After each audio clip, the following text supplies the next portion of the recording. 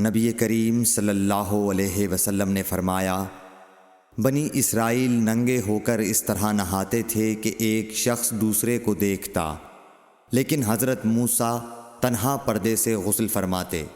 اس پر انہوں نے کہا کہ بخدا موسیٰ کو ہمارے ساتھ غسل کرنے میں صرف یہ چیز مانے ہے کہ آپ کے خصیے بڑھے ہوئے ہیں۔ ایک مرتبہ موسیٰ علیہ السلام غسل کرنے لگے اور آپ نے کپڑوں کو ایک پتھر پر رکھ دیا، اتنے میں پتھر کپڑوں کو لے بھاگا اور موسیٰ بھی اس کے پیچھے بڑی تیزی سے دوڑے۔ آپ کہتے جاتے تھے، اے پتھر میرا کپڑا دے، اے پتھر میرا کپڑا دے۔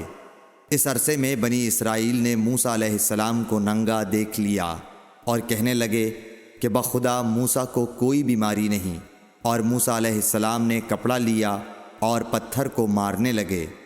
ابو ہریرہ رضی اللہ تعالیٰ عنہ نے کہا کہ بخدا اس پتھر پر 6 یا 7 مار کے نشان باقی ہیں۔